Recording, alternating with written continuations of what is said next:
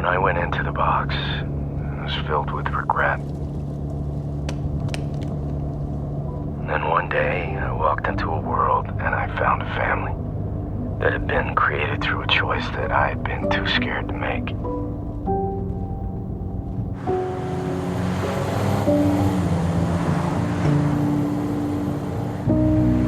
I was burning with envy. At first, I thought it was all about you, Daniela. And while some of it was, I realized what I really wanted when I tried to steal were the choices that you made, Jason. Mostly the choice to allow space in your life for someone else's needs and dreams.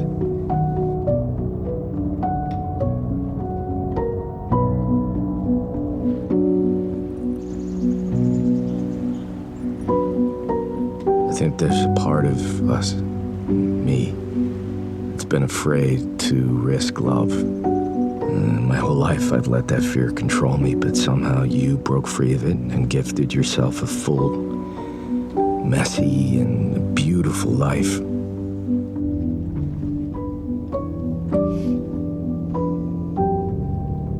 There's no apology sufficient for what I've done.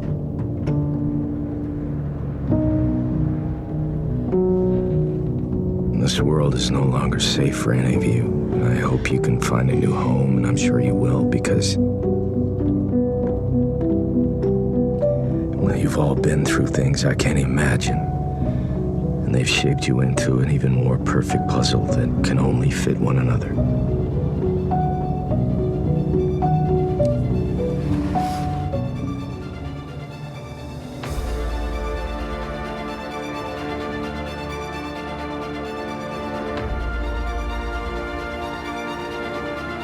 Hey, panelers, welcome back to the show. I'm Mark. And I'm Steve. And this is a spoiler-full podcast about Dark Matter Season 1 that is on Apple TV Plus, which already wrapped up. So we're a little bit late, but, better late than ever. Yeah. But we're doing episode 9, which is the finale. And the title for this particular episode is Entanglement. Yeah. And the synopsis for this one is pretty short. So, Steve, what is it? The Destin's world comes crashing down. Plain and simple. pretty quick and easy right there. But a lot of stuff going on here in this. Yeah. I thought I was going to go cross-eyed at one point with all the amount of Jasons we got and what was going on. It got confusing even in a second watch. It was like, I was like, wait a minute, who is this? Which one is this? And what are they doing? And how did they get here? And so it took me, we'll talk it through though. We'll talk it through, figure it out. I myself was like, I was expecting it from, I would say the first episode on, from speculation of we're going to get a ton of these guys all combined coming to a head at the end. And I still wasn't ready because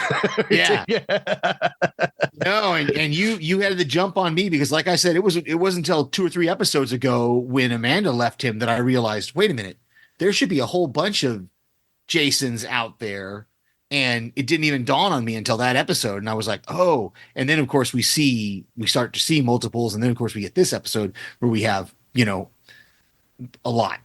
Like at one point in my notes, I put how many Jasons are there, and I just answered a lot. Yeah.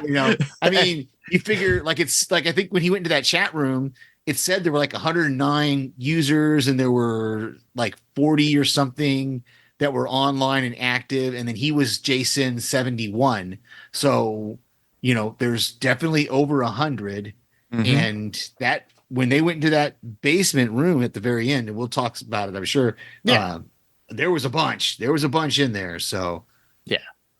Well, what were your overall thoughts of the finale? Did you enjoy it? Do you think there was something lacking in it, or was it a decent I liked season? it. I liked it. We'll get to, there's one criticism that I have that I wish they had shown us. I understand why they didn't, because it didn't involve the character, it didn't involve the versions that we know, kind of. Yeah, that's where it gets confusing. We'll get to my I have one little nitpick with it. But other than that, I thought it was great. I thought it was really good. It did a fine job of wrapping up just about everything, but also leaving us, like we were talking about before we started recording, it leaves us open-ended to where they can do more seasons, or they could just stop right here and just say, they give us that little montage. I'm sure we'll talk some more about it, but they give us that little montage at the end, and we see where all the different versions of some of the people we have are at, and it just kind of tells us, hey, they're out there doing their thing. And so, yeah, like I said, I would like to see another season if they can do it and do it well. I don't want, like we kind of talked about a couple episodes ago, or in the last time we recorded, we kind of talked about a whole Doctor Who thing where they kind of go to different. I don't really want something like that where they're going to different versions and having, I want a good story. If they're going to find, like, I don't know, and we'll talk about it, but I'm very satisfied with what they gave us. I'm hopeful that if they do another season, it'll be good, because these are good showrunners and storytellers, and we'll see where they go from here. What did you think? I enjoyed it. Well, I was not entirely completely impressed. There were certain scenes that I thought were a little bit exaggerated and elongated for just to give more drama in the actual episode. Like when they're at the house and the conversations between Daniela and Jason and Charlie. And I could see where it was needed, but it could have been cut down a little bit. And I just thought, I want to see what the other Jasons were doing to clarify who they were more, and their game or end game, or how many, or seeing them get killed, because all we heard was gunshots at a lot of points, and you don't know which one is which. Interesting. You and I are on opposite sides of this, because like part of, like, my one little nitpick kind of involves that. And we'll just get into it. My one little nitpick is, since you're talking about them when they're at the house, and we're not going to go chronological. Everybody's watched the episode, what's going on. You've watched the whole series. When they're at the house, we have this moment, when they figure out that they have Blair's car, because he finds he gets the phone, and she's trying, and he's got those texts from Blair saying, "Hey, where's my car?" And so we find it. So Blair comes to the house, and she pepper sprays the whatever Jason, Knitcap Jason, I think is the one she pepper sprayed, and then nothing. And then the next time we have Jason 2 with the gun at the house, and he's saying, so I get what you're saying, that you wanted to, I wanted to see that play out. How did that play out? How did Jason 2 get out of his restraints? How did he convince, how did he get the gun? Obviously one of the Knitcap Jasons survives, because there's several of them there at the house, and there's some at the end. But yeah, but at the same time, I really, really enjoyed hearing them talk at the house, and getting, like, the scene where Charlie is catching him up on what's been going on, and they reveal to him, the whole thing about the allergy, that the other Jason didn't know about the allergy. And we start to see these glimpses of them, and I have this in my notes, of them becoming a family again. We have that, and I'll have the quote later about the pancakes, that I think was just excellent. When we have, so for me, I loved those scenes in the house with just the three of them, just the two of, when Daniela is admitting to him about how at first she kind of liked it, that it was like it was new again. But then as it got further, she realized, she even started to understand, or she started to, I got the sense from the way she acted, that, why is Jennifer Connelly, thank you, that her name was escaping me, acted it, that she started to know there was something wrong with him. She didn't know what it was, obviously, until the big reveal. But so I loved hearing her admit that to him, that I liked it at first, but then I started to realize he wasn't you.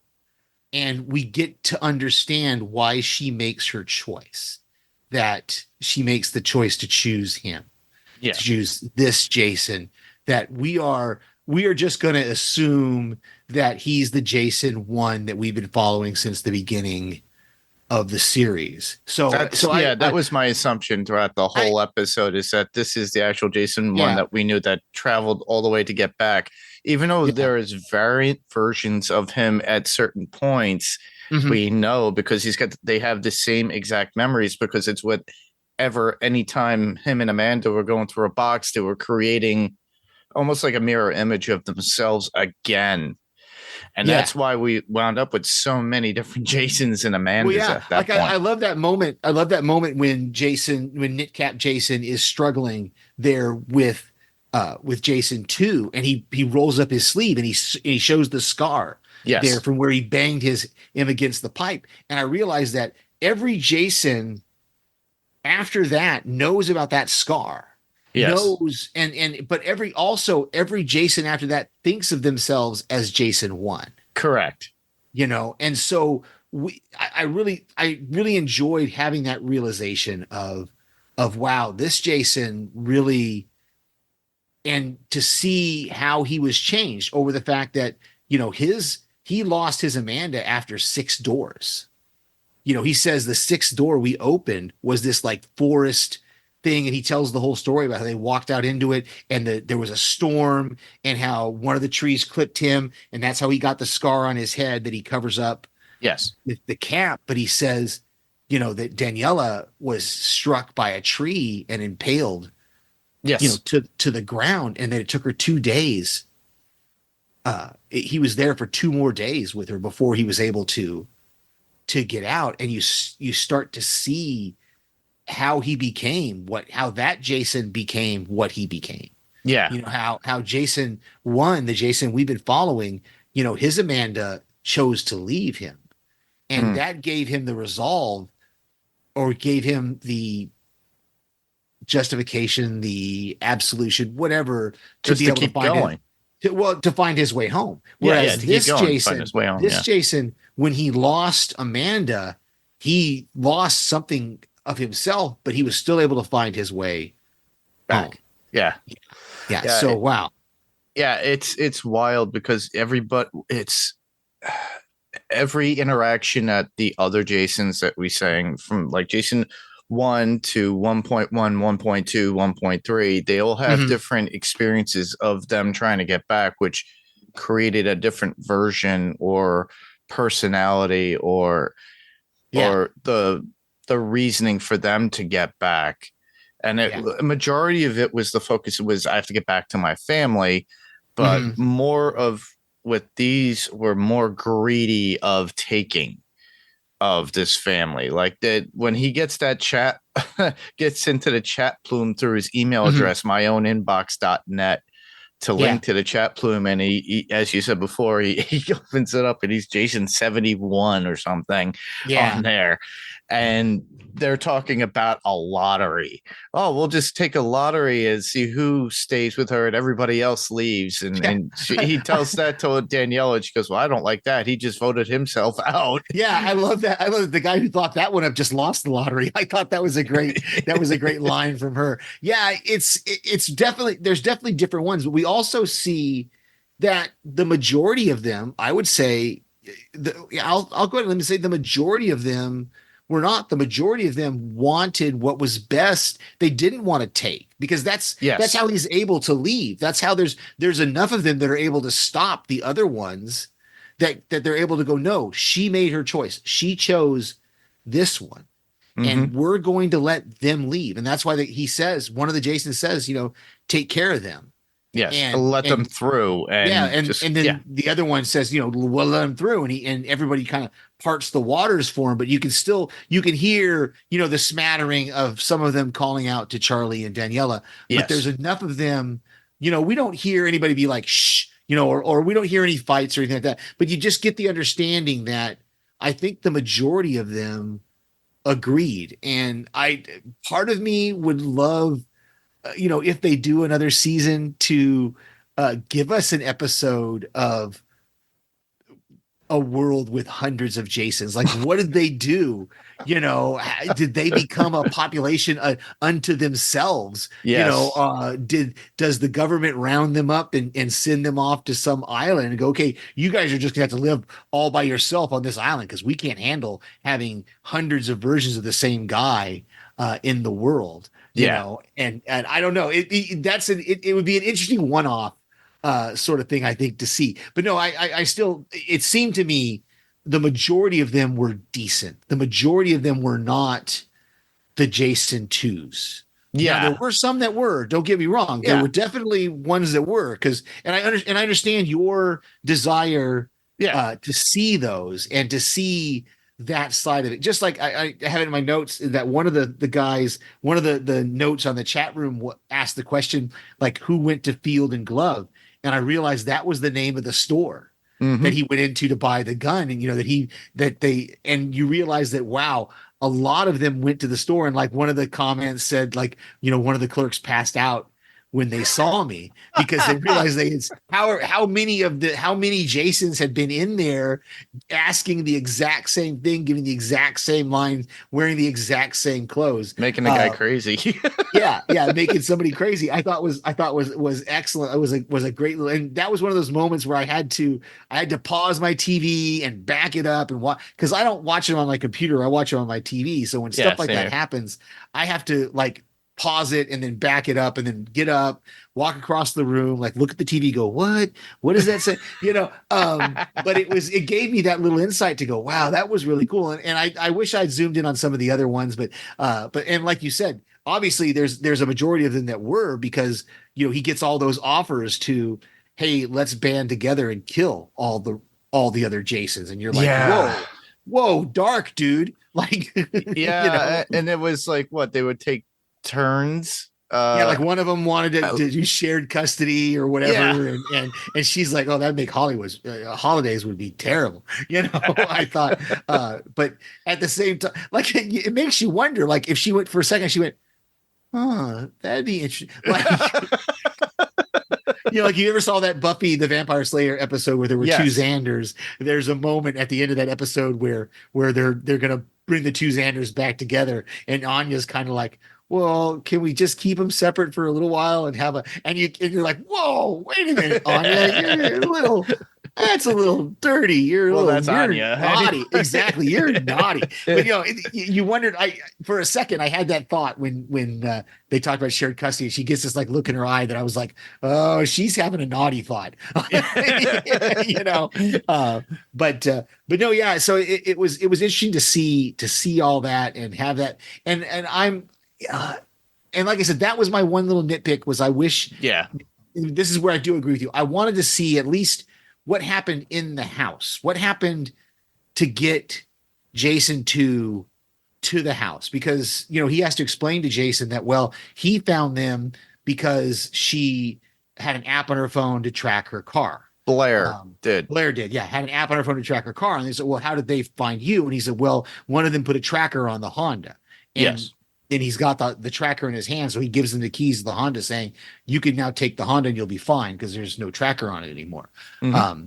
But also it didn't matter because he ended up being able to get out of there. But yeah, I don't know. I can see your point of wishing to see more of the other Jasons, but I'm very pleased with what we got of them interacting in the house, them seeing Daniela and him as a couple again, watching them, having them it gives us an understanding of why Charlie gets to where he gets to as quickly as he does, because they become a family again very quickly. And that would be the only thing that you would go, because, Charlie asked that question, well, are they all my fathers? And he's like, no, they're not, because he wants him to understand that, no, I'm your father. I'm the one, it was me. They split off from me is kind of what he's trying to get Charlie to understand. And I think that's where we get but there's going to be more of them that think that way, but there's also like I said, the majority of them are decent, because the majority of them think that way, but they're not thinking of their best interest. They're thinking of Charlie and Daniela's best interest. And that's what ultimately and I'm glad we're talking this out because another thought that I had was I kind of thought Jason 2 had this really dramatic turnaround Yes. that wasn't earned. But now that I look at it, I go, no, it is kind of earned because he realized what he was doing. In the recording, he explains it and how he envied, and he came into this world and he was the creator of the box. Yeah. And then he saw and stepped into this world and envied what choices he didn't make and said, I wanted that for myself. And then he realized he was being greedy and taking that away from somebody else who was him anyway. Yeah. And then that's why that whole it became like during this whole journey of him finding Jason 1 through that time and dealing with all the other Jasons and what he had done. He's trying to resolve that. So I like that aspect in the end of how it's explained in just one little voice recording. Yeah. And we get that at the very end, which is really good because we don't really get that when he finally comes into the house and he shoots the other Jason with the shotgun in the head. And then he gives them the keys to the Honda, takes the tracker, explains go. And he says, I'm not here to take. Mind you, it's him who smacked out Jason 1 originally with the mask and took over. Is we see his arc. We see Jason 2's arc through this into that he realized basically the way I took it was he realized you're a better man than I am, because that line, and I didn't write it down. I don't think I wrote it down. There's a line where when he's talking to Jason 2 and he's admitting what he did, where he says, no, it's to Nick Cap Jason. This is when I think he came to the realization. Was in the house before Blair came in. He says something like, did I write it down? I didn't. But anyway, he says something like, I thought you would want my life. And because Jason, Nick Cap Jason, who's only, a little push away from the decent Jason, he says, he came back for them. And he says, well, I had to come back for them because they're my family. And that's when Jason 2 understood. And he said, I thought you would want what I had. Because remember, Jason 1, when he has that talk with Daniela about the what ifs, he says, his life is one of my what ifs. Yes. But it's not but ultimately it's not what I wanted. It's just a what if. It's just like you or I or whoever, I can look at my life and think, how different would my life be if I made a different choice? Correct. But I don't want to make that different choice because I'd be a different person. Yes. We talked about this last week before, or the last time we recorded. I'd be a completely different person if I, for instance, I spent 20 years in the Air Force. That's, almost half of my life was in that. If I had chosen not to do that, I'd be a completely different person today. Yeah. If 30 years ago, wow. Don't think about it. 25, I guess more like 20, 24, 25 years ago, 23, 24 years. Yeah, 23, 24, 25 years ago, if I had made a different choice, then it would be something else. But so it is kind of interesting to no, it is 30 years. Now you're thinking about it too much. Don't think about it. Don't think about it. 30. Yeah, I'm 53. So 34 years ago when I made that choice to enlist at 19. Woo, 19, man, that was a long time ago, brother. Oh yeah. What I liked about what Jason had to describe about the different worlds and how it feels when he steps out to explain the difference in those multiverses. It's like it's always out there. It's a micron away, but it's always impactful. But it's a different choice in every one, but you could almost reach out and feel it even in your own world to some degree. And that's what it is. Kind of like a deja vu kind of a feel or something like that. And the way he describes it in the scene when they're sitting at the table and then Charlie's actually engaged and listening, and it was really interesting to hear that point of view as well. That's one of my favorites. The one thing, and it's not an argument, but it's not me a complaint. I still want to know what happened to all those Jasons that were stuck in there by the box area after they had left before the Yeah. montage. What did they kill each other? Did they go to their own worlds? Because we already know that the Descents themselves, like Jason 1 and Danielle and Charlie, had those 40 ampules in that container to go to wherever they want to find another world. Mhm. Yeah. But what Yeah. did the other Jasons get to do? Did they wind up saying, okay, it's a free for all, let's brawl together and see Yeah. who lives? Yeah, that's what I'm saying. It would be an interesting one-off if they do another season where they give us, multiple storylines or something in another season where they give us one episode of those, like the quorum of Jasons, does it become, or It's like the Council of the Citadel. Reeds. Yeah, like the cancel, or like the if you ever saw the Citadel of Ricks in Rick and Morty, Yeah. what are we gonna have? So yeah, it would be an interesting, like I said, it would be a one-off. I wouldn't want to see a whole season about it, but No. it would be an interesting one-off to get, what happened to those guys. How many of them are actually there? How many of them, because obviously there were ones that from those message boards, there were ones that saw him at the house and chose not to do anything about it, that left. Yeah. So yeah, no, I'm with you.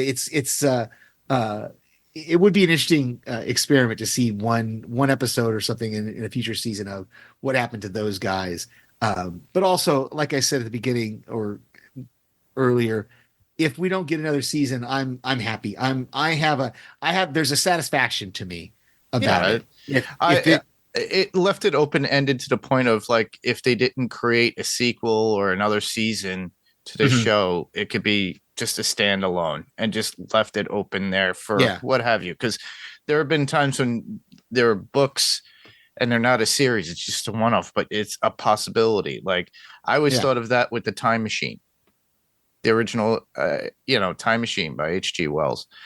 And it left it kind of open in a sense where he could have created something in the end to move on and go back and do something, go to a different version of that time. But as we all know, you can't change the time. No, and like I said, I'm with you. I'm totally with you. That so I'm torn. I'm like I said, I see both sides at this. We're just going around in circles. At this whole like thing. I said, it makes you go cross-eyed. But I do love though that she did make her choice. That we see her go to the chat room and she tells them. She says she told them at the chat room, I made that it's my choice to make. It's not. And I love that agency that she has, and that the show gives her that agency. It says, really, ultimately, it's not about, because it shouldn't be about possession, about him possessing. Yeah. It's about her making a decision. Who do I want to be with? And choosing that I want to be with this Jason, that particular person. It's kind of like it's very similar to what Jason and Lucy and a bunch of other people that were when they were doing The Walking Dead recently, when they were doing a rewatch about Shane and Rick and how they saw Olive Oil herself, Lori, and kept stating it's like mine as like a possession. Oh yeah. But I thought of it in almost the same way. But in this case, it's it's still Jason, but a lot of them were stating that almost as if like the Charlie and Danielle as kind of possessions, what they were stating in that chat room. And then some others were accepting, and that's why a lot of them accepted her choice, because it is her choice in the end. It's she goes, I chose to be with this Jason, right? Especially when you look at the one scene where they're in a house and you got the one tied up, and Jason 2 is it Jason 2? It was hard to understand which was which at that point, but he was on the computer. He was trying to figure out, and this before Blair showed up, and he talked about, hey, you took played family with my wife, and then you raped my wife. Oh yeah. That's when he's it's when Knitcap Jason is talking to Jason 2, who he has tied to the stairwell, and he says, and I wish I had backed that up and got that whole quote, because it's really great, because that's where the whole line about where Jason 2 gives the line about, I thought you would want what I had. Yeah. And he realizes that no, because he hears the passion in Knitcap Jason's voice about the fact that you raped my wife. That's like, he's not in a possessive way, Yeah. but in a way of he's saying, that's the woman. I came back for them. I didn't come back to own them, but I came back because they're my family. Yes. And I couldn't be anywhere else. And just like when Daniela and when she's having the conversation with Jason 1, and he tells her, that I met a version of you that never married me. And he says, yeah, you were an artist. You had this great loft. You had all these friends. And she says, but I had no kids. And he's like, yeah. And then she says, is there any of them that you were tempted to stay with? And he said, he starts to tell her, I think he started to tell her about the one where Max lived, but I think he kept that from her because he didn't want. Yeah, he did. So he didn't want her to mourn that loss, but he also knew, because that was the moment that made him realize that was Jason's family. That's not his family to be with. That his family to be with was back here, and he had to come back to this one. And that's what he tells her is, but there was never any choice. He always was going to come back to her. And I thought that was just great to have that moment of understanding of where that's where the decent Jasons are saying, we don't need another Daniela. We want our Daniela. And we want our Daniela to be happy. Does that make sense? Yeah, it does. And I think that's ultimately what it was about. It's about getting him back to his family, and realize that he's not just like and that's where I think Jason 2 also understood that, like you said before, he had taken something away from somebody else. He took something that didn't belong to him. Not that it's in a possessive way. Again, we're going to go round and round with this whole possessive thing. I know. Yeah. But he took something that wasn't his to take. Correct. Yeah. But Well, yeah, it was I think great. we covered it. The only thing we didn't cover that you mentioned earlier on, we didn't go into depth, was the montage at the end. Yeah, let's talk a little bit about that. So we see this montage at the end of, you, like you said, the one thing I didn't understand, maybe you understood, what did he mean? What did Charlie mean when he said he left us Max? Was there something of Max's? When they were in the car? When they're in the car. Yeah. Yeah. I actually have the transcript, and I got this from like I mentioned last week. It was a site. I took down all the notes because there's certain things that they catch on this TV. It's like some sort of TV, whateverworld.com. Literally the ampules were there in a container, but Max's urn is there as well. Oh, the urn. Okay, the urn that had Max in it. That's why, they left us Max, and then he sees the phone, and it's got the note saying "Play me" or listen to the recording. Okay.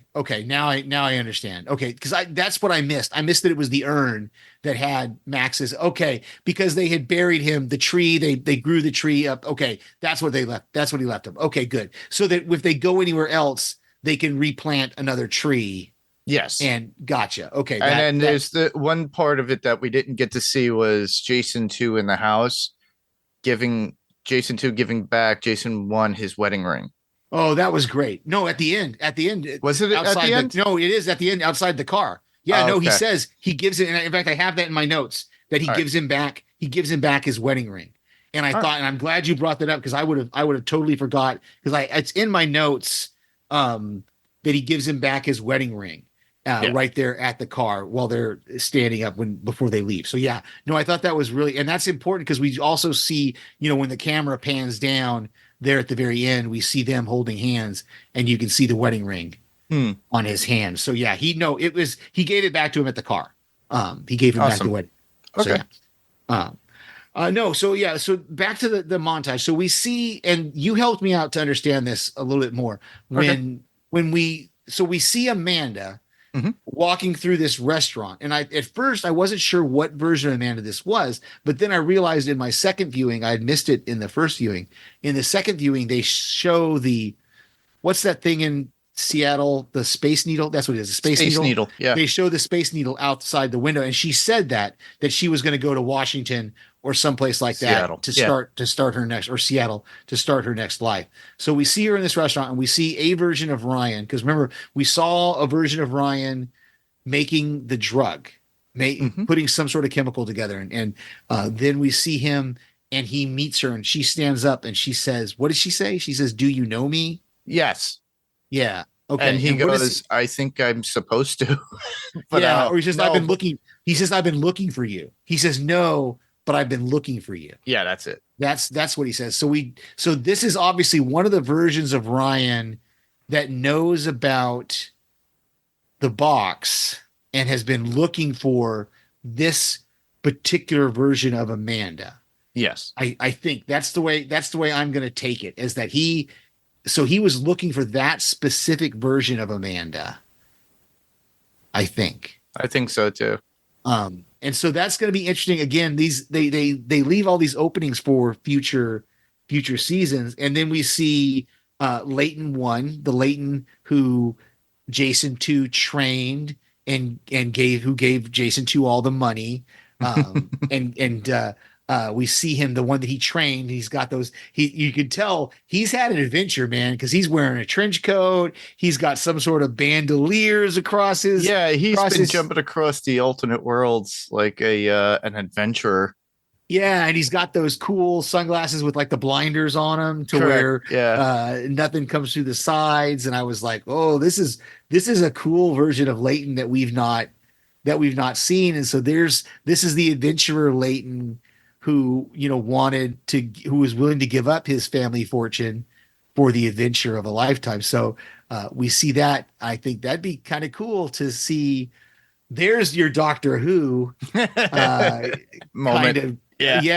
Kind of character, to where we can see if we get a season where we see what he's been doing, or we see him venturing out, because he looks like he's having a time.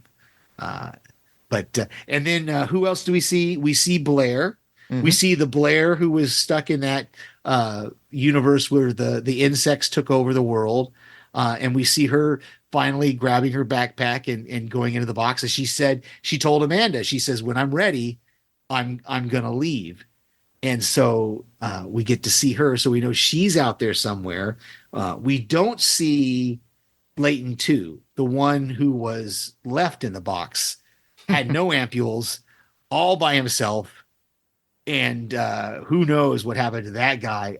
We're assuming that he couldn't have lived there. There's no way he could. He didn't have any extra ampules. So The first door he walks out, he's not going to be able to, unless he walks out into a universe that has ampules. I don't know. So, I mean, he could be out there somewhere, or more than likely, he's probably not. And then of course we have Jason, Daniela, and Charlie. They're in the box, and the very last scene is of them opening up a door, and Charlie opening up a door and them walking through it, and then Jason closing the door. So again, I don't know if that's foreshadowing, Jason closing the door, telling us that, okay, we're done, or Leighton opening the door and kind of relaxing against it, telling us that, hey, we're going to get more of his story. Or I don't know. Like I said, I would love to see more seasons of this if they can make good stories out of it. Yes. And can tell us something interesting. Whoever it's with. Yeah, it would be under Blake Crouch and his choice if he's gonna, because it was based on his book.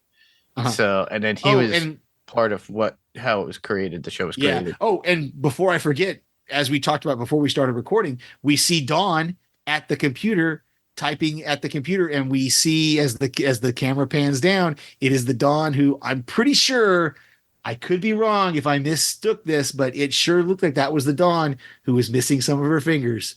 So we have Dawn from that Jason 2 universe is still out there and doing things. So we could possibly see her in a future season if it pans out. So I thought that was cool. Like I told you before we started recording, I had to pause it and back it up to verify that I'm pretty sure those were nubbins on her on her fingers.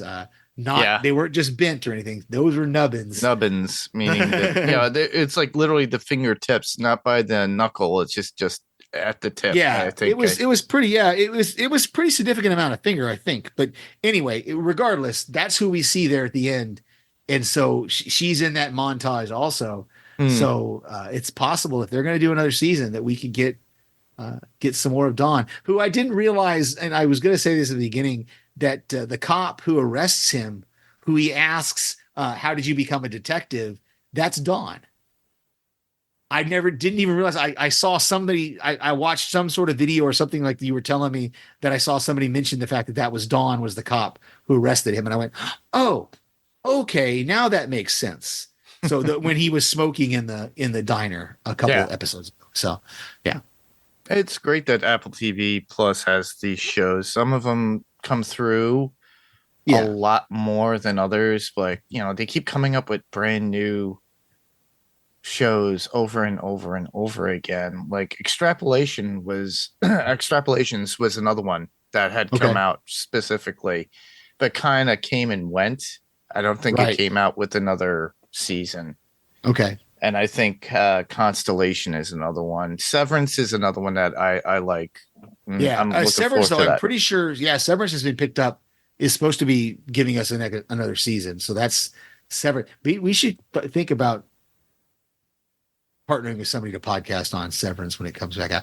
I've heard rumors of a Severance podcast. That would be interesting. Yeah, I believe the podcast might be interested in doing that because I know Jason was interested in doing it. Yeah, it doesn't fit our brand, but we could do a partnership with them. We could just to bring it up. It's not like we haven't before, and I have with Adrenaline Cinema podcast. I've done that with for Interview with the Vampire. Interview with the Vampire. So which we just wrapped up. So let's go into quotes before we I only have two. The first quote I have is at the beginning of the episode when Nick Cap Jason is talking and he says, "At the bare minimum, I'm as smart as you, so don't fuck with me." And I excuse me for using the F-bomb. the hard language there, the F-bomb word. But yeah, I thought that was really cool that he says, I'm as smart as you. At the very least, I'm as smart as you. So and I love how we get reminded of that throughout this episode of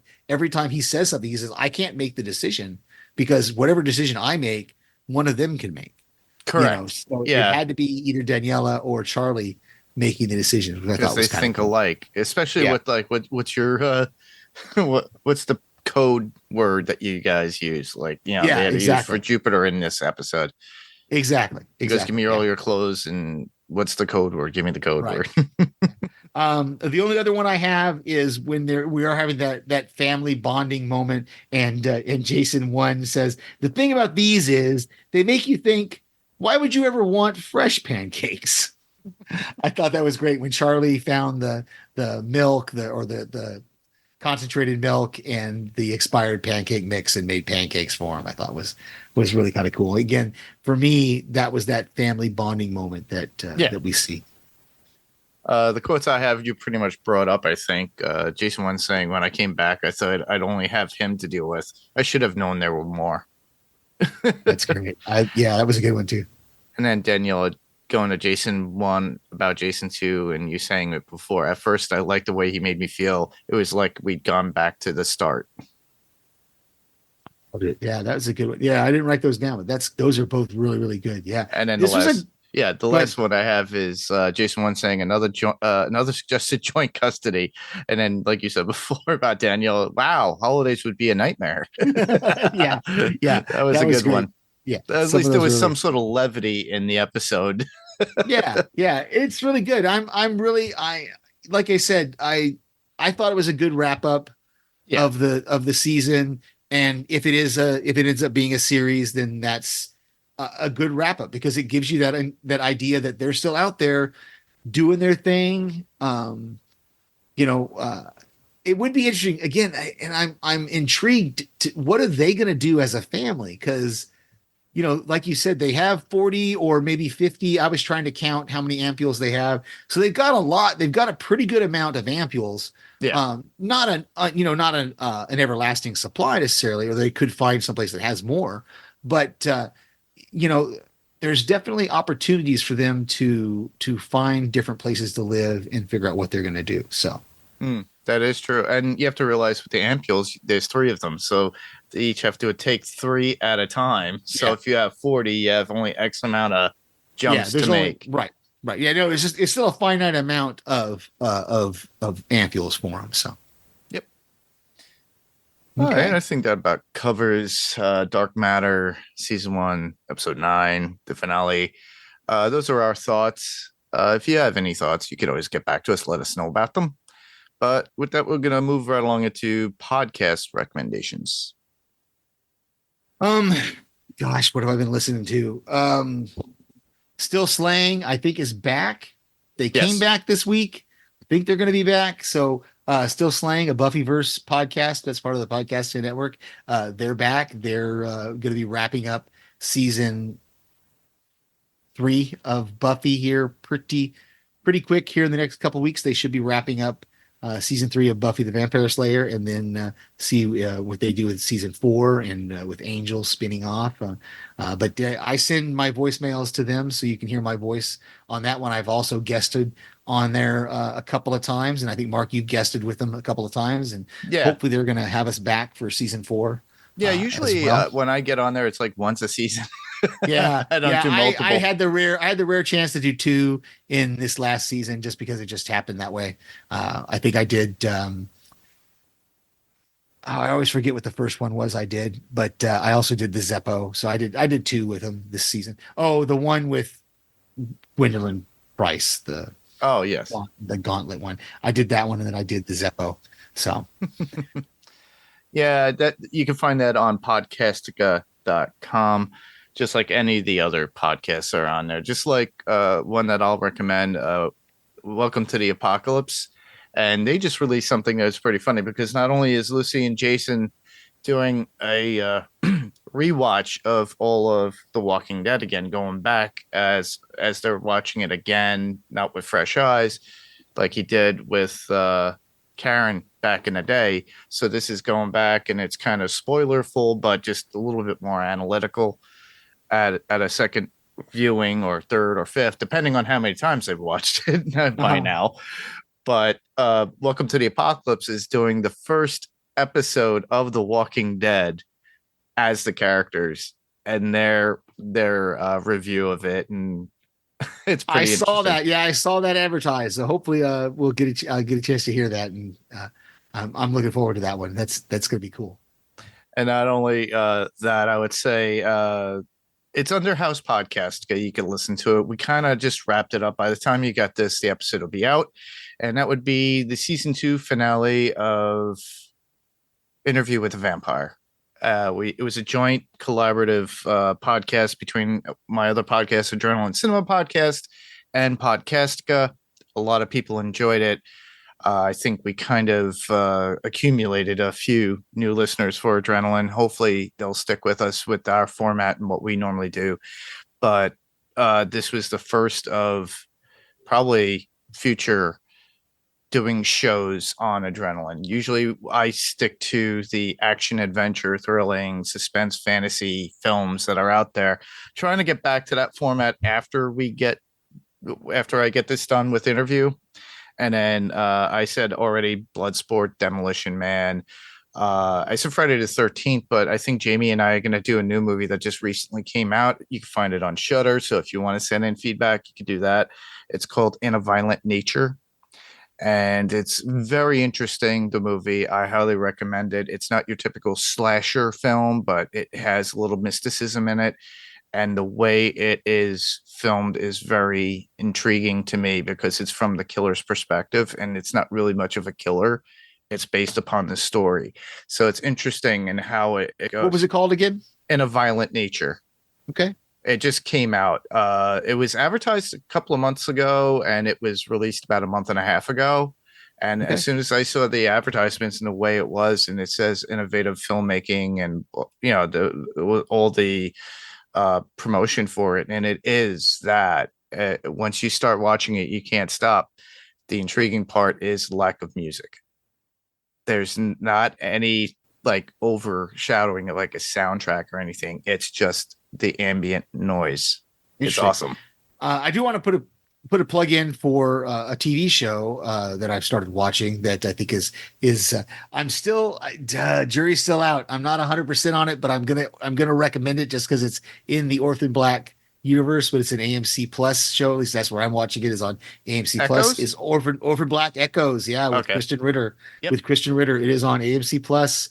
The first 2 or 3 episodes have been released.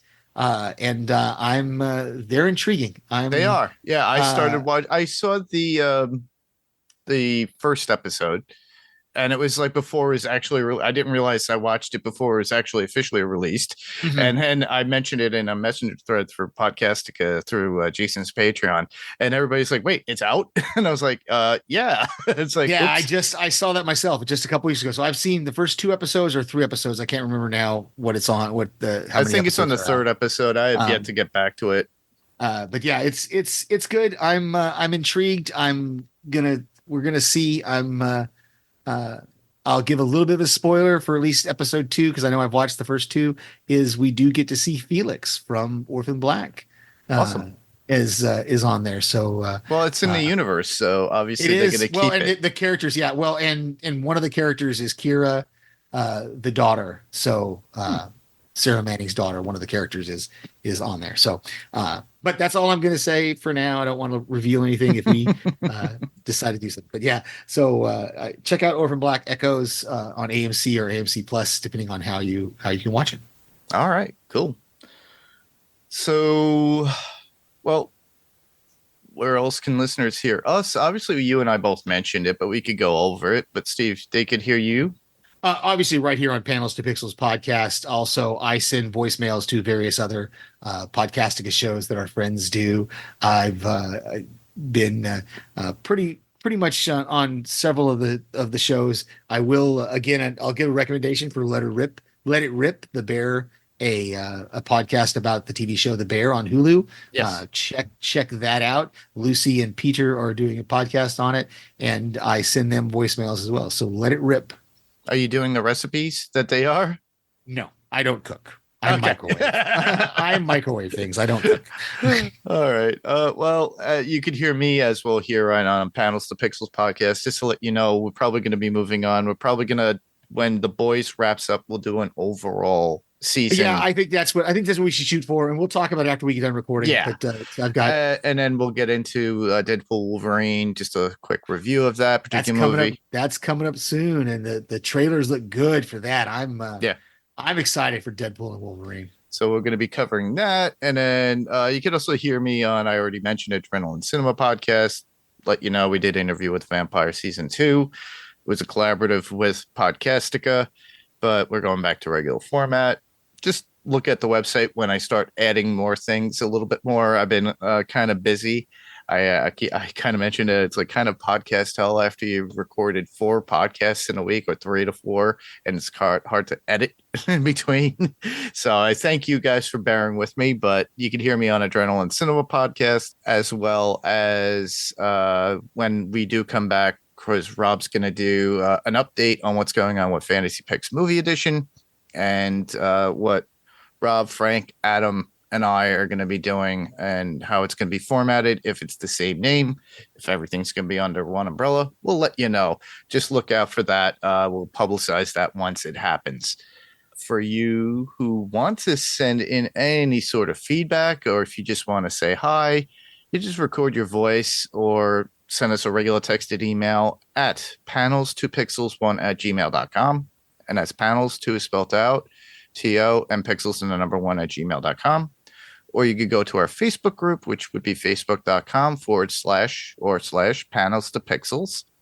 And you could, follow us there, message us through the FB Messenger if you want, or you could easily just put a comment and picture below of whatever we're covering, or even if it's something previous, just let us know and say what it's referring to, and we'll talk about it. Yeah, But- and we are on Instagram. We are Yep. also on Instagram. For those of you who do the IG, we are Panels 2 Pixels Podcast, all spelled out. It's kind of long, but it's easy to find. Panels 2 Pixels Podcast, all spelled out on Instagram. Yeah. And you can be found on YouTube as well. And that's Panels to Pixels podcast on YouTube. So when you do that, search for that, because we all know that Josh has his, and he's been putting out a little bit more content. So we're up and down, switchy, swashy when we put out episodes. But while you're there, hit the subscribe button so you're more than aware of what's going on and updated. Ring the bell to be notified when the new episode is up. There's also ratings and reviews. So if you could do that, be highly appreciated. And if there's there's definitely ratings and reviews for Apple Podcasts and Spotify. So if you could do that, give us that 5-star and just give a comment. It'll be awesome just to get the mentions and everything else. But other than that, that wraps up our podcast for what Dark we're Matter covering. Season Dark Matter. 1. Yeah. I know you do a lot of podcasts, so it gets confusing. It is So, confusing. I'm I almost with said you. interview or whatever, but who knows? But anyhow, But yes, thank you all for listening. That does wrap up our coverage of Dark Matter Season 1. I'm Mark. I'm Steve. Same podcast, different panel, different pixel. This was Panels to Pixels podcast, and we'll see you on the next panel. Good night, sir. Good night. I said good night, sir.